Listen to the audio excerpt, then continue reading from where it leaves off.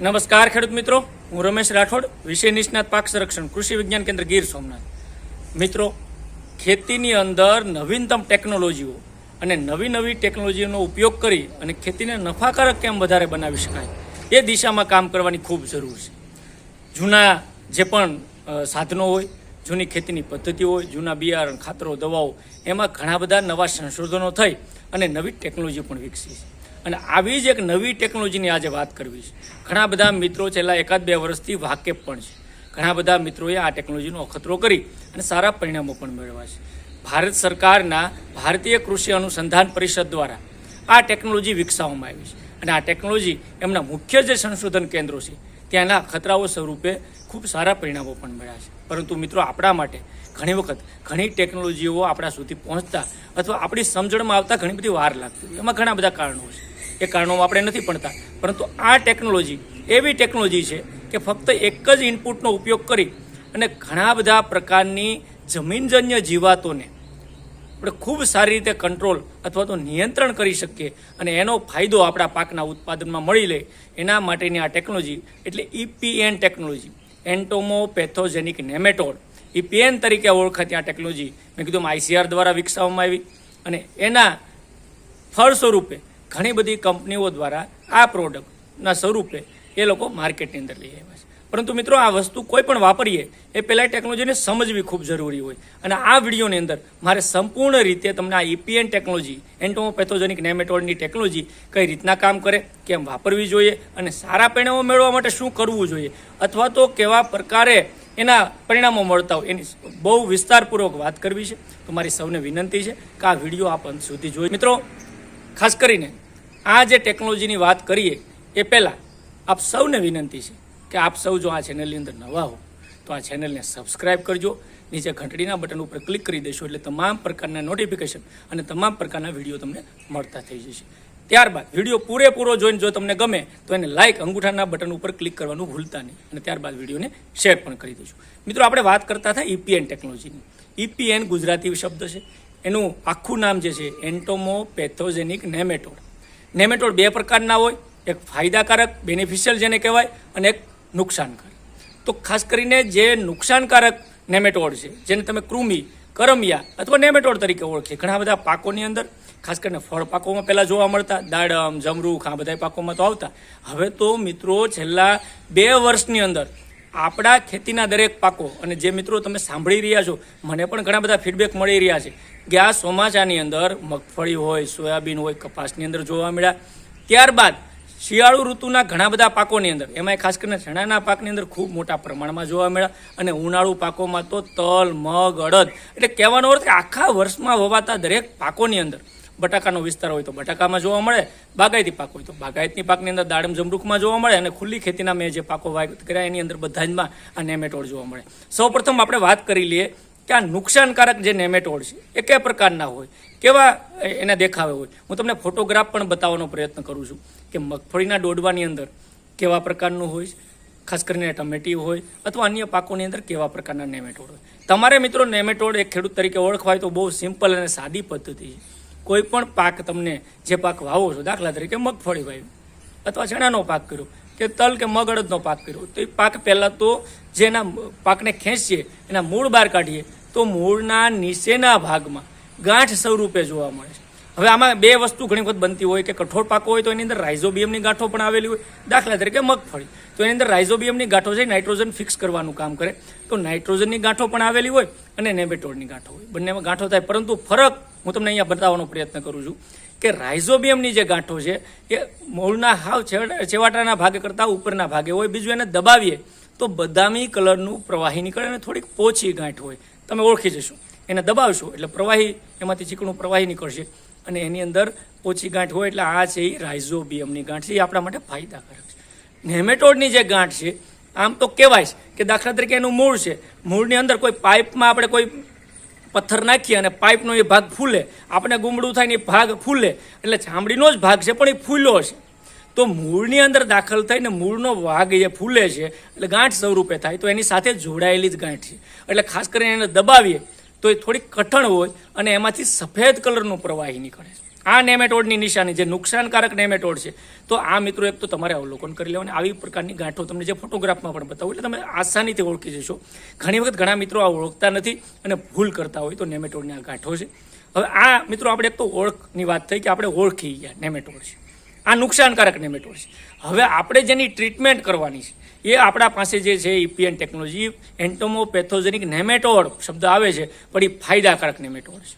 અને ખાસ કરીને આને લેબોરેટરીની અંદર વિકસાવી એનું મલ્ટિપ્લિકેશન કરી અને ખાસ પેકેટ સ્વરૂપે બજારની અંદર મળતા હોય સારી ગુણવત્તાના, સારી ક્વોલિટીના આપણે આ વસ્તુ વાપરવાની છે. માર્કેટની અંદર ઘણી વખત લોભામણી જાહેરાતો કરી અને 300 રૂપિયાથી લઈને 1500 રૂપિયા સુધીના કિલો અલગ અલગ બ્રાન્ડથી મળતા હોય. સારી ક્વોલિટીના, સારી બ્રાન્ડના, અને એની ક્વોલિટી કે બ્રાન્ડ કેમ નક્કી કરવી, તો મારી ખાસ વિનંતી છે 1 વીઘા, અડધા વીઘા કે 1 એકરમાં આપણે અખતરો કરી લેવાનો. એ અખતરા સ્વરૂપે તમને જે પરિણામો મળે એ પરિણામ ફલસ્વરૂપે આપણે આગળના સમયમાં એ વસ્તુ વાપરવાની છે. હવે પહેલાં તો એ વાત કરીએ ટેકનોલોજી શું છે. આ EPN જે ટેકનોલોજી છે એ જીવંત કૃમિ છે.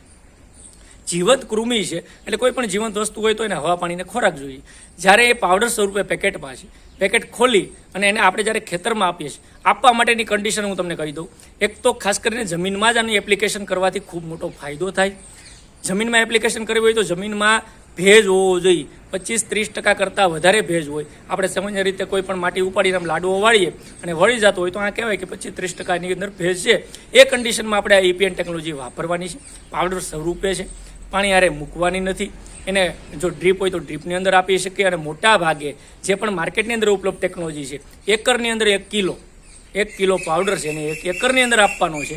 જો તમે ડ્રીપમાં આપો તો ડ્રીપની અંદર આપી શકાય. પંપ દ્વારા આપવું હોય તો નોઝલ છોડાવી અને પંપ દીઠ 50 ગ્રામ એટલે 1 કિલોમાંથી 20 પંપ કરી અને ડ્રેન્ચિંગના સ્વરૂપમાં નોઝલ છોડાવી નાખી એટલે બંબુડીના સ્વરૂપમાં ક્યાંય ગાળવાના નથી. આ ટેકનોલોજીને આ રીતના વાપરીએ. ખેતરમાં ગયા પછી આ EPN છે એ જીવંત કૃમિ છે. અળસિયા જેમ આપણે હોય એ રીતના જીવંત ઝીણા કૃમિઓ છે, એને જીવડા જીવંત કહી શકીએ. અને એ કૃમિનું કામ હવે હું તમને વાત કરું છું કે દાખલા તરીકે જમીનની અંદર મૂંડા છે, જમીનની અંદર વાયરવોમ છે, જમીનની અંદર ઉધઈ છે, કે એના સિવાયની અન્ય લગભગ આપણું સંશોધન એવું કહે છે 200 પ્રકાર, અંદાજિત 200 જેટલી જીવાતો જે પાકની અંદર નુકસાન કરે છે એ જીવાતોને મારવાનું કામ આ કરે છે. પરંતુ ખાસિયતાની એ પણ છે, ઘણી વખત ઘણા મિત્રોના પ્રશ્નો પણ આવતા હોય કે સાહેબ અળસિયા પણ છે અંદર જમીનમાં, તો ગરમ લોહીવાળા જે છે દાખલા તરીકે માણસ, અળસિયા, આને આ નુકસાન કરતી નથી. કારણ કે આ ફાયદાકારક જે કૃમિઓ છે એ એને નુકસાન કરતા નથી. એટલે માણસના નુકસાન નથી કરતા, પશુને નુકસાન નહીં કરે, અથવા તો તમારા અળસિયાને નુકસાન નહીં કરે. જે જીવાતો છે, જે નુકસાન કરવાવાળી જીવાતો, નામ બોલ્યો એની સિવાયની અઢળક, અથવા ઉપર આવતી લીલી ઈયળ, લશ્કરી ઈયળ પ્રકારની તમામ જીવાતો, સુસ્યા પ્રકારની સફેદ માખી, થ્રીપ્સ, આ પ્રકારની જીવાતો, એટલે ઓલ ઓવર જે કહીએ કે મોટાભાગની જે જીવાતો પાકની અંદર, કોઈ પણ પાક, અને બધા જ પાક માટે ભલામણ છે, મગફળી હોય, સોયાબીન હોય, કપાસ હોય, અથવા બાગાયતી પાકો હોય, શાકભાજીના પાકો હોય, પરંતુ આપવા માટે મેં કન્ડિશન કીધી જમીનમાં આપીએ. હવે કરશે શું કે આ જીવંત જે કૃમિ છે એ કૃમિ જીવાતોને કઈ રીતના કંટ્રોલ કરે છે એ સમજવું આપણા માટે ખૂબ જરૂરી છે. અને મિત્રો કદાચ જમીનની અંદર ભેજ એકવાર આપી દીધા પછી ભેજ જો ડાઉન થતો હોય તો ભેજ મેન્ટેન રાખવો પણ જરૂરી છે. તો જ આ ટેકનોલોજી સારી રીતે કામ કરશે, તો જ તમારા ખર્ચનું વળતર મળશે. એટલા માટે આ જે જીવંત કૃમિ છે એ જે પણ જીવાત છે, દાખલા તરીકે મૂંડા છે, મૂંડાએ આપણા પાકની અંદરથી ખોરાક લીધો છે. કોઈ પણ જીવાત, માણસ, પશુ ખોરાક લઈ પછી વધારાનો ભાગ એના મળ ભાગે કાઢતી હોય, મૂત્ર ભાગે અથવા તો મળ ભાગે જ્યારે એનો પાક વધારાનો કાઢે છે. હવે આ જીવંત જે કૃમિ છે ને આપણું નેમેટોડ, આ EPN નેમેટોડ, એ જેના જીવાતે જે એક્સ્ટ્રેટા કેને કહેવાય અથવા મળ ભાગે કાઢેલો પદાર્થની એની સુગંધથી આકર્ષાય અને એના શરીરની અંદર ઘૂસે છે. એના મળ ભાગે ઘૂસે, મોઢાના ભાગે ઘૂસે, અથવા ખુલ્લો જ્યાં પણ ભાગ છે, આંખ, નાક, ગળું, જે આપણું ખુલ્લો ભાગ હોય છે એ ભાગની અંદરથી એ જીવાત, આ જે આપણા કૃમિ છે એ જીવાતના અંદરના ભાગમાં પ્રવેશે છે. આ ટેકનોલોજી સમજજો. તમને એવું થાય કે કૃમિ અહીંયા છે, જીવાત દૂર છે, પરંતુ જો એની સુગંધ જ્યાં આકર્ષાય અને એ જીવડાઓ એ ખોરાકની દિશામાં ગોતતા આખા ખેતરની અંદર ફેલાય છે. કેમિકલની અંદર આવું થતું નથી. સિસ્ટેમેટિક કે કોન્ટેક્ટ પ્રકારનું કેમિકલ હોય તો એક જગ્યાએ સ્થિર રહીશ, જ્યાં જીવાત હોય તો મારે છે. આ કેસની અંદર જેટલી જીવાતો તમારા ખેતરમાં છે એ ગોતીને મારવાવાળી ટેકનોલોજી છે. એટલા માટે હું ઘણી વખત વાત કરું છું કે આ ટેકનોલોજી સારી રીતે કામ કરશે તો આવતા દિવસોમાં ખેડૂતોને એક જ વસ્તુથી, એક આ એન્ટોમોપેથોજેનિક નેમેટોડ જ બધા જ પ્રકારની જીવાતો જો કંટ્રોલ કરશે તો ખૂબ એક સારી ક્રાંતિ ખેતીની અંદર આવી શકે. પણ ટેકનોલોજી સમજવી, સારી રીતે વાપરવી એ પણ ખૂબ જરૂરી હોય. એ શરીરમાં જીવાતના પ્રવેશી શરીરના જીવાતનો જે ખોરાક તરીકે ઉપયોગ કરી અંદર જ એનું મલ્ટિપ્લિકેશન થાય છે. દાખલા તરીકે કૃમિઓ જ્યારે ખોરાક લે તો એક કૃમિમાંથી 2, 4, 8 આ રીતના એનું મલ્ટિપ્લિકેશન થાય અને ફરી એ જીવાતનો નાશ કરી સંપૂર્ણ રીતે ફરી પાછા ખોરાકની દિશામાં આગળ વધે. હવે તમે વિચાર કરો કે 1માંથી 2 ને 2માંથી 4, 4માંથી 8, 8માંથી 16, 16માંથી 32, 64 આ પ્રકારની ટેકનોલોજી એટલી ઝડપથી આગળ વધે તો આપણા ખેતરમાં રહેલી જીવાતોનો ખાત્મો ખૂબ ઝડપથી થઈ જાય. પરંતુ એને ભેજ હોવો જરૂરી છે. બીજું, આ કૃમિનો ખોરાક છે જીવાતો, નુકસાન કરવાવાળી જીવાતો. જ્યાં સુધી એને ખોરાક સારી રીતે મળશે ત્યાં સુધી સસ્ટેન થઈ જતી હોય. ઘણી વખત આ ટેકનોલોજીની એક જ વાર વાપરવાથી પણ ખૂબ સારા પરિણામો મળે. મોટાભાગે જમીનમાં સોઇલ એપ્લિકેશન એટલે જમીનમાં જ આ ટેકનોલોજી આપવી જોઈએ મારી દ્રષ્ટિએ. ઉપરથી ફોલિયર સ્પ્રે કરો, ઉપરથી સ્પ્રેની અંદર જો આપો તો જે જીવાતોના સંપર્કમાં આવે છે, જે જીવાતો ઉપરના પાંદડા ઉપર રહેલી જીવાતોને પણ સારી રીતે કંટ્રોલ કરવાની ક્ષમતા ધરાવે. ઘણી બધી છુપી જીવાતોને મારવામાં આની સક્ષમતા છે જે ઝેરમાં નથી. દાખલા તરીકે રીંગણીની અંદર ડોકા મળી, કપાસની અંદર ગુલાબી ઈયળ, મગફળીની અંદર મૂંડા, આ બધી જે જીવાતો મેં એક્ઝામ્પલ ઉદાહરણ આપ્યા એ જીવાતોને મારવામાં આની સક્ષમતા છે, કારણ કે આ ગોતીને મારે છે.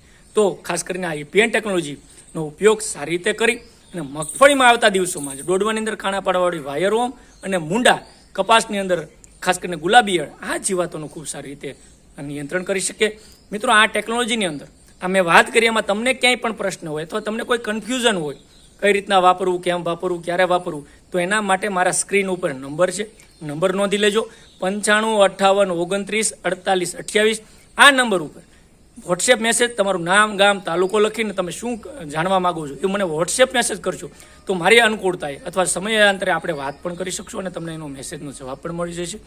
પરંતુ જે પણ વસ્તુ વાપરો એને સમજી વિચારી ક્વોલિટીવાળી, ગુણવત્તાવાળી, 2 રૂપિયા મોંઘી કોઈ પણ વસ્તુ વાપરી પણ પરિણામો જો સારા મળતા હોય તો એ દિશામાં આગળ વધીએ.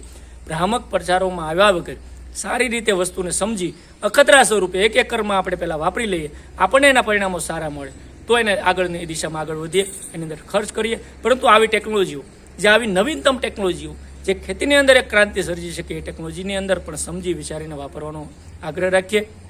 મિત્રો, આ વિડીયોની અંદર એટલું જ. આ વિડીયોમાં મેં કીધું કાંઈ પ્રશ્ન હોય તો આપણે કોન્ટેક્ટ અથવા વોટ્સએપ દ્વારા પણ મેસેજ કરીને આપ કોન્ટેક્ટ કરી શકશો. ફરી પાછા મળશું એક નવા વિષય સાથે, એક નવી ટેકનોલોજી સાથે અથવા ખેતીની એક નવી વાત સાથે. ત્યાં સુધી મને રજા આપશો. આપ સર્વે મિત્રોનો વિડીયો પૂરેપૂરો જોવા બદલ ખૂબ ખૂબ આભાર. ધન્યવાદ. Thank you.